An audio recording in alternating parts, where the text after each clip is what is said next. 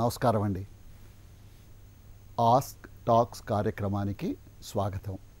నా పేరు వంగపల్లి విశ్వనాథం. ఈ రోజున నేను ఎన్నుకున్నటువంటి విషయం ప్రాధాన్యతా క్రమ నిర్ధారణ. ఇదేదో నారికేళ పాకంలా ఉంది అని మీకు అనిపించవచ్చు. మనకు తెలిసిన పరిచయం ఉన్న పదం వాడేస్తే మీకు తేలిగ్గా అర్థమవుతుంది. ప్రయారిటీ అనేటువంటి పదం మనకు ఇంగ్లీష్లో బాగా సుపరిచితమైనటువంటిది. ప్రయారిటైజేషన్ అనేటువంటి ఒక పదం ఉంది. అంటే ప్రాధాన్యతల యొక్క క్రమాన్ని సరిగ్గా నిర్ధారణపరచుకున్నట్లయితే చక్కని ఫలితాలు రాబట్టుకోవచ్చు అని దాని అంతరార్థం. ఇప్పుడు మనం విషయం యొక్క వివరణలోకి వద్దాం. ప్రముఖమైనటువంటి విషయాలను చేపట్టవలే, అప్రధానమైనటువంటి విషయాల గురించి పట్టించుకోకూడదు. ఒక్కొక్కసారి చేయవలసిన పనుల జాబితా రాసుకున్నాము అని అనుకోండి. అందులో తప్పనిసరిగా చేయవలసినటువంటివి ముందు రావాల్సిన అవసరం ఉంటుంది. ఆ తర్వాత ఈరోజు చేస్తే మంచిదే, చేయకపోతే పర్వాలేదు, అంత ఇబ్బంది లేదు, రెండో రోజుకు వాయిదా వేసుకోవచ్చు అనేటువంటి కొన్ని పనులు ఉంటాయి. ఇక ఏబిసి క్లాసిఫికేషన్లో మూడవ క్లాసిఫికేషన్గా అంటే సి కేటగిరీలో చేయకపోయినా పర్వాలేదు, అంత పెద్ద ప్రముఖమైనటువంటి విషయాలు కావు అనేటువంటి విషయం మనకు తెలుస్తుంది. ఇప్పుడు మీరు అర్థం చేసుకోండి. అంటే దీని నుంచి ఒక్క అడుగు వెనక్కి వేస్తే అసలు చేయవలసినటువంటి పనులు, చేయాలనుకుంటున్నటువంటి పనులు జాగ్రత్తగా నిర్ణయించుకుని ముందు ఒక పట్టిక తయారు చేసుకోవటం అనేటువంటిది ఒక బాధ్యతాయుతమైనటువంటి ప్రవర్తనకు తొలిమెట్టు అవుతుంది. ఇది గనక మనం గమనించినట్టయితే ముందు గుర్తొచ్చినట్లు చేయవలసిన విషయాలన్నీ రాసేసుకున్నాం. ఉదాహరణకు ఒక 10 12 రాసుకున్నామని చెప్పని అనుకోండి. ఈ రాసుకున్నటువంటి 10-12 విషయాలలో మనం గమనించవలసింది ఏమిటంటే తప్పనిసరిగా ఈరోజే మనం పూర్తి చేయవలసిన, మామూలుగా కాదు, ఏదో టిక్కు పెట్టుకోవటం కోసం కాదు, దాన్ని సరిగ్గా పూర్తి చేయవలసినటువంటి అవసరం ఉన్నటువంటి అంశాలు మనకు ఒక 2-3 దొరుకుతాయి. అలానే ఇందాక నేను చెప్పినట్లు ఏబిసి అంటే తప్పనిసరిగా పూర్తి చేయవలసినటువంటి అంశాలు, అత్యంత ప్రాధాన్యత కలిగిన అంశాలు అని కనుక మనం గుర్తిస్తే ఏ అని అనుకుందాం. రెండవది మధ్యమ తరగతి, మధ్యస్థాయిలో ఉన్నటువంటి అంశాలు బి తరగతికి చెందినవని మనం అనుకుంటే, మూడవది పర్వాలేదు, చేసినా సంతోషమే, లేదు వాయిదా వేయవచ్చు, లేదు నిదానించవచ్చు, అంత ప్రాధాన్యత కలిగినటువంటి అంశాలు కావు అనేటువంటి విషయాన్ని మనం గమనిస్తే దానికి సి కేటగిరీ అనేటువంటిది మనం నామకరణం సౌకర్యం కోసం చేసుకునేవటం జరుగుతుంది. ఇక్కడ మీరు ఆలోచించండి. ఉదాహరణకి 10 రోజుల్లో పరీక్షలు ఉన్నాయి అని చెప్పని అనుకోండి. అప్పుడు చదువు అత్యంత ప్రాధాన్యతనివ్వవలసినటువంటి అంశం అవుతుంది. అదే సమయంలో ఈ 10 రోజుల్లో ఏ క్రికెట్ మ్యాచెస్ ఉన్నాయనో, లేకపోతే మన ఫేవరెట్ హీరో యొక్క సినిమా రిలీజ్ అయిందనో, లేక ఏ బంధువుల ఇంట్లో ఓ శుభకార్యానికి మనం వెళ్ళవలసిన అవసరం వచ్చిందనో మనం అనుకుందాం. ఇది మరి మనం ఏ కేటగిరీలో పెట్టాలా, బి కేటగిరీలో పెట్టాలా? సారీ, మన్నించండి, నేను రాలేను, నాకు పరీక్షలు ఉన్నాయి, ఇది నాకు చాలా ముఖ్యమైనటువంటి విషయం, కాబట్టి నా తరఫున ఎవరన్నా వస్తారు, లేదు నేను తర్వాత వస్తాను, లేదు మీకు శుభాకాంక్షలు పంపిస్తాను, లేదు మీకు ఒక బహుమతిని నేను పంపిస్తాను, నేను వ్యక్తిగతంగా రాలేకపోవటానికి నేను అసక్తుడిని, నన్ను మన్నించండి, ప్రేమతో క్షమించండి అని మనం వ్యవహరించవలసిన అవసరం ఉంటుంది. అంటే ఇక్కడ కొంచెం అర్థం చేసుకోండి.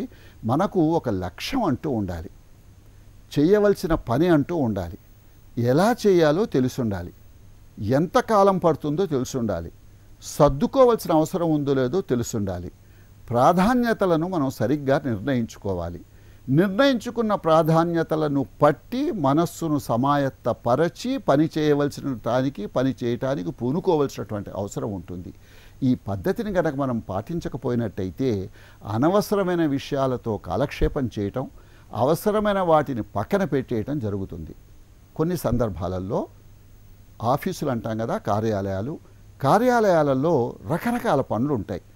చాలా ముఖ్యమైనటువంటివి, పర్వాలేదు తొందరగా చేయాల్సినటువంటివి, అంత ఇంపార్టెంట్ కానటువంటివి, అంత అర్జెంటు కానటువంటివి, ఇలా బోల్డని పనులు ఉండేటువంటి అవకాశం ఉంది. సాధారణంగా ఒక్కొక్కసారి సరి అయినటువంటి పర్యవేక్షణ లేని సందర్భాలలో ఏం చేస్తుంటారంటే, ఉదాహరణకి 10:30కో కార్యాలయ సమయం ప్రారంభమైనప్పుడు అనవసరమైన విషయాలకు ముందు సమయాన్ని ఖర్చు పెట్టి కాలక్షేపం చేస్తారు. ఆ తర్వాత ఎప్పుడో ఒక అరగంట గంట అయిన తర్వాత అప్పుడు కాస్త సర్దుకుని చేయవలసిన ముఖ్యమైన పనుల్ని మొదలెడతారు. ఆ రోజు కనుక సమయం సరిపోకపోతే ముఖ్యమైన పనులని మధ్యలో వదిలిపెట్టడమో లేక అసంపూర్ణంగా పట్టించుకోకుండా వదిలేయటమో జరుగుతుంది. ఈ లోపల అనుకోకుండా ఆ కార్యాలయంలో ఉన్నటువంటి పరిస్థితులకు తగ్గట్టు కొన్ని మనకు ఫోన్ కాల్స్ రావచ్చు. కొందరు తెలుసో తెలియకో విత్ అపాయింట్మెంటో వితౌట్ అపాయింట్మెంటో అతిథులు రావచ్చు. లేదు ఏదో సమావేశానికి హాజరు కమ్మనమని మనకు వివరణ చెప్పవచ్చు.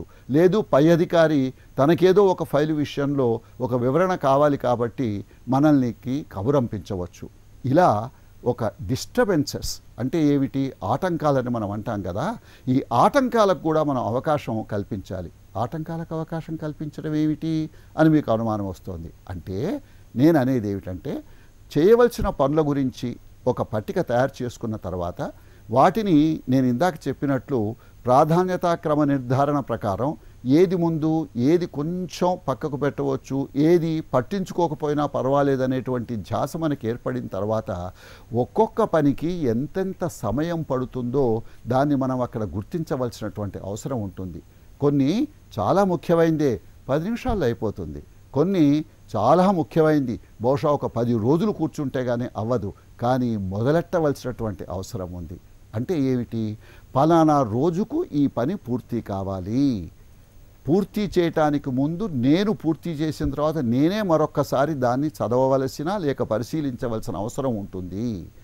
ఉదాహరణకి నా పై అధికారి పలానా నాటికి, ఇప్పుడు ఏదో ఒక ఉదాహరణకు మొదటి తేదీ నాడు మనం దీన్ని చర్చిస్తుందామని అనుకుందాం, 15వ తేదీ నాటికి నువ్వు తయారు చేసి ఇవ్వాలి అని చెప్పని నాకు ఆదేశాలను ఇచ్చారు అని అనుకోండి. 15వ తేదీకి కదా తొందర ఏముంది అని నేను నిమ్మకు నీరెత్తినట్లు ఉండటం తప్పవుతుంది. 15వ తేదీకి వారికి ఇవ్వాలంటే అది 13వ తేదీకే నా దగ్గర రెడీగా ఉండాలి.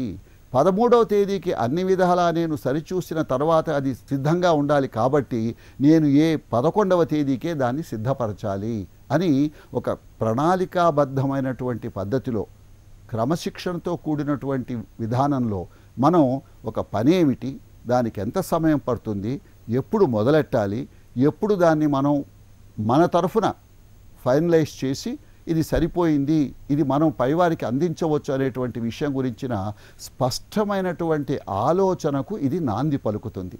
అంటే ప్రాధాన్యతా క్రమ నిర్ధారణలో ఏ పని చేయాలి, ఎప్పుడు చేయాలి, దానికి మన దగ్గర ఉన్న సమాచారం ఎంత, లేక మనం ఇతరుల నుంచి సేకరించుకోవాల్సిన సమాచారం ఏమైనా ఉందా, వాళ్లకు మనం ఈ చాలా ముఖ్యమైనటువంటి విషయమని వాళ్లకు తెలియపరచడం ఎట్లా, వాళ్లకు ఉత్తరాలు రాయాలా, లేక ఇది ప్రతి నెలా జరిగేటువంటి కార్యక్రమం అయినట్టయితే ప్రతి నెల 30వ తేదీ లేక 31వ తేదీ వరకు జరిగినటువంటి విషయాలను 5వ తేదీ నాటికి మా కార్యాలయానికి పంపించాలి అని చెప్పని వాళ్లకు మనం విశదపరచవలసినటువంటి అవసరం ఉంటుంది. దీనివల్ల స్పష్టత ఏర్పడుతుంది. ఈ స్పష్టత వల్ల కలిగేటువంటి లాభం గురించి ఆలోచించండి. మనల్ని పనిమంతులుగా మెచ్చుకుంటారు, మనకు మంచి పేరు వస్తుంది, మాట తప్పడనే పేరు వస్తుంది, పని ఏమిటో తెలుసు, పనికి ఎంత సమయం పడుతుందో, ఎలాంటి వ్యక్తులు దానికి అవసరమో, తాను ఎన్ని గంటలు దానికి కృషి చేయవలసిన అవసరం ఉందో, అవసరం వస్తే ఆఫీసు కొన్ని గంటలు ముందు రావటం, లేక ఆఫీసులో మామూలుగా సాయంత్రం అయిపోయిన తర్వాత ఇంకో గంటో 2 గంటలో పనిచేయటం, లేదు ఆ సంబంధించిన కాగితాలను ఇంటికి తీసుకువెళ్ళటం, ఇంటికి తీసుకువెళ్ళి ఇంట్లో కూడా కొంత దాని గురించి ఆలోచించవలసిన అవసరం, ఇవన్నీ మనకు స్పష్టంగా ఆకాశంలో మబ్బులు వీడినప్పుడు ఎలాంటి స్పష్టత మనకు కనబడుతుందో, చంద్రుడో సూర్యుడో మనకు ఎలా కనబడతారో అలా మన మనస్సుకు మొత్తం విషయం విశదమవుతుంది. ఆలోచించండి. పని చేయక తప్పదు. పని ప్రేమతో చేయాలి, పని నైపుణ్యంతో చేయాలి, పని ఆరోగ్యకరమైన పద్ధతిలో చేయాలి, మనల్ని చూసి ఇతరులు నేర్చుకునే పద్ధతిలో పని చేయాలి, పనిమంతుడని అనిపించుకోవాలి.